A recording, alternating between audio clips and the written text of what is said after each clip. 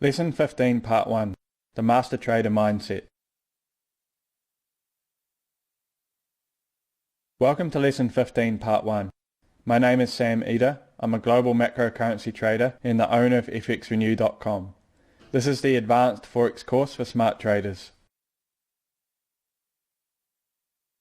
Market wizard Van Tharp said, "There are three primary factors involved in duplicated success: beliefs, mental states, and mental strategies."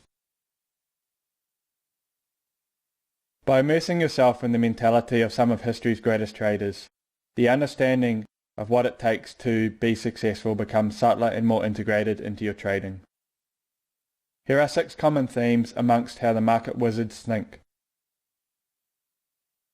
They credit their success to discipline. They take a rational and practical approach to money management. They have no boundaries and are open to everything. They think against the herd. They play the good hands and drop out of the poor hands. And they trade bigger when they are trading better.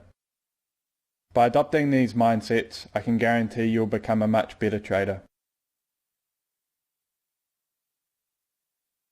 The exception that proves the rule. One of the more interesting things about the market wizards is that one might hold the exact opposite view from another, yet both are highly successful in their own right. One obvious example is the concept of cutting your losses short and letting profits run. There are examples of traders who either let their losses run or cut their profits short and make spectacular profits doing so.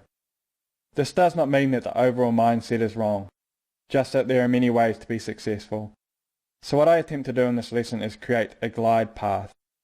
I look for the commonalities between top traders and focus on the things that we, as retail traders, can apply in our approach to the markets. I will outline the contrary view where I can. Let's get started with one of the most commonly known but least well understood master trader mindsets: discipline. The most important thing is discipline. Imagine a trader with no discipline. They fail to follow their own rules. They enter and exit on a whim, or perhaps, much worse, they fail to have any trading rules at all. Contrast a highly disciplined trader who executes their plan flawlessly, without exception, even when it seems like the most difficult thing to do. Which one would you rather be? The answer is obvious, but perhaps somewhat elusive to achieve. So, how to be disciplined? There are a number of mindsets that highly disciplined traders share. Market wizard Bill Lipschitz said, "I like the game. I think it is a great challenge. It's also an easy game to keep score of." Trading is a game. Many of the traders interviewed in the Market Wizards books viewed trading as a game. If you view trading as a game, then making a mistake is necessarily a failure to follow your own rules. Viewed through this lens, perfect play becomes a lot easier to work towards. Whether you make or lose money on a trade is not important in the long run. What is important is that you follow the rules of the game. Market wizard Tom Baldwin said, "In our business you have to have a total disregard for money. You can't trade for money." Money is not important. Top traders view money as not important. Of course they want to make money and they are very respectful of their capital and profits. But it's not about the money. It's about following the correct trading processes. If they do that, then the money will come. Instead, if your focus is on the money you're making or losing, you tend to make emotional decisions based on fear and greed. Focus your attention on trading well and let the results take care of themselves. Market wizard Steve Watson said, "I usually don't get excited by winners. I'm too busy looking for the next trade." Don't care if you win or lose on a trade. Not every trade you place is going to be a winner. Some will win and some will lose. It's important as a trader not to get invested in the results of any one individual trade. So when you trade, control your emotions. Strive for a sense of balance, no matter what the market does. If you have a win, don't get elated. If you have a loss, don't get upset by it. Instead, be happy at all times just to follow your own rules and play the market game in your own way. Trading is like rolling a dice loaded in your favor. When you place a trade, it's helpful to think that it's like rolling a dice loaded in your favor. Trading is a game of probabilities, where the results of any one individual trade don't matter. Over time, if you continue to roll the dice, your losses will be far outweighed by the profits from the wins generated by your system's edge, i.e. your loaded dice.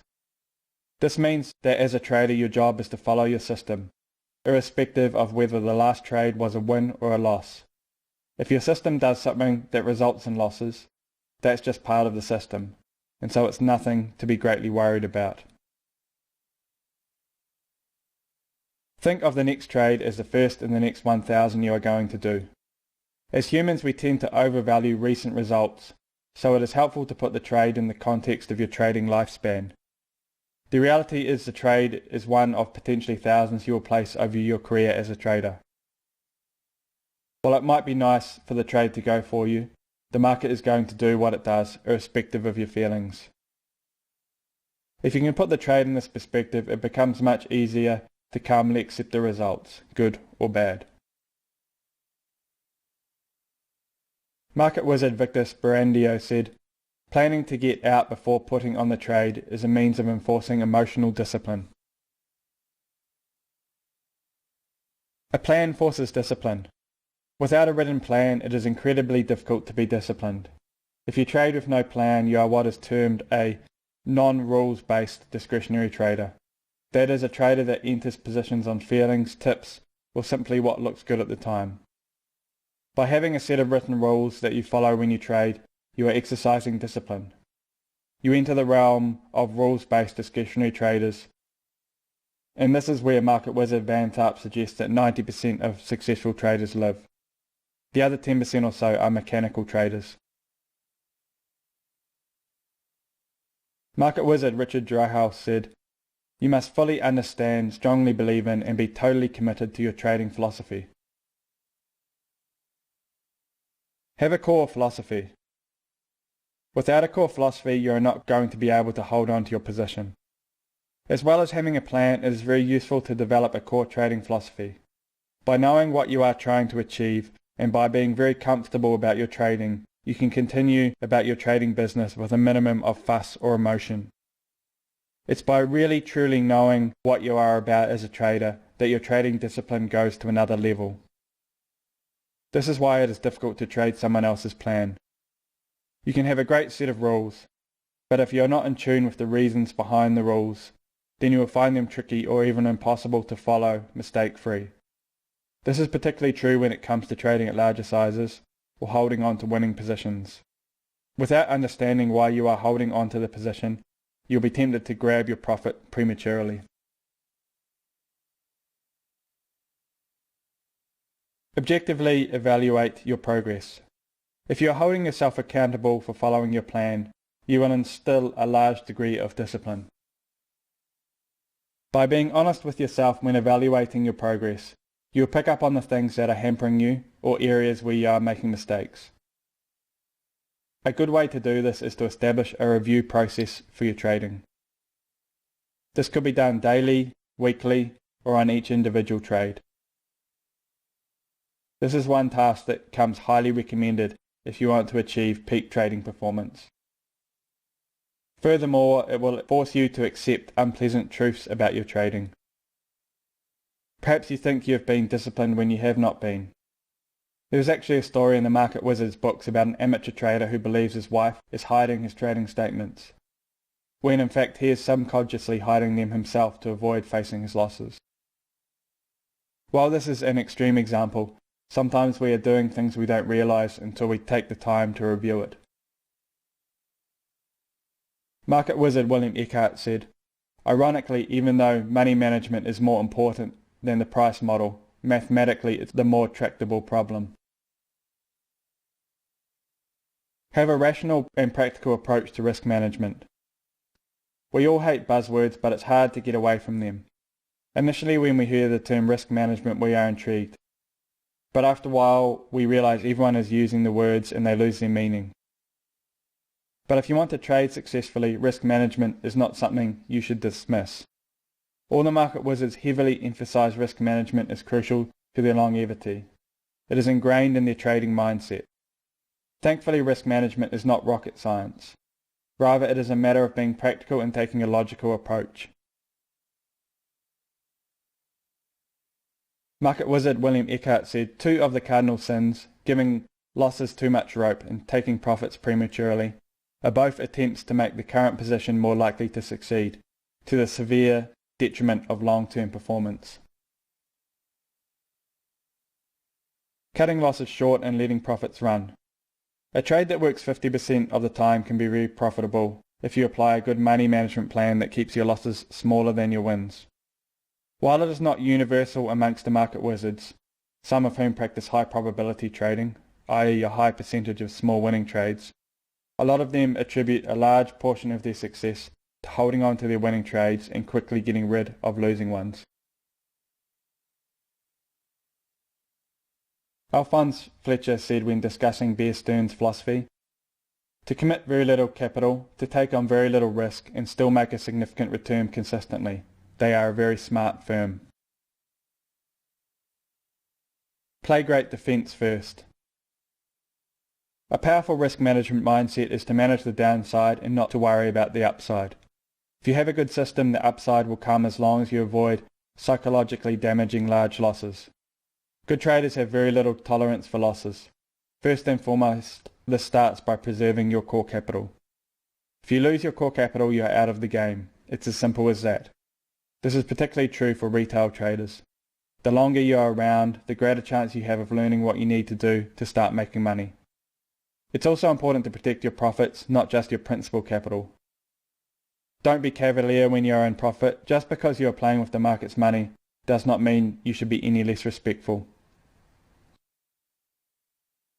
Market wizard Edward Tharp said, varying the position size can be important as the entry methodology.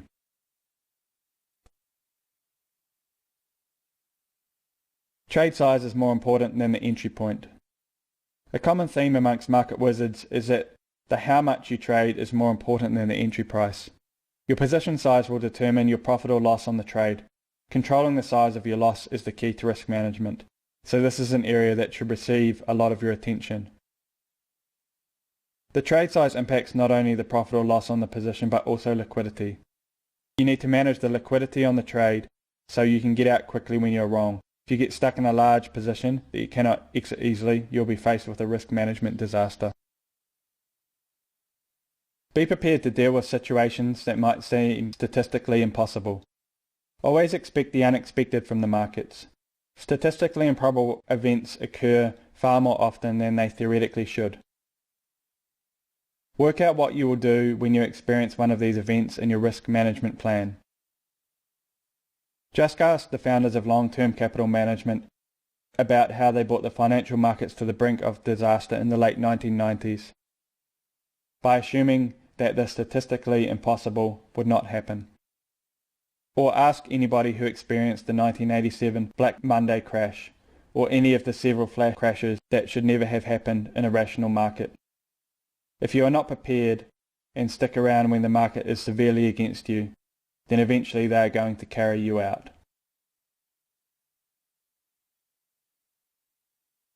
Part 2 of this lesson will continue in the next video. I'll see you there.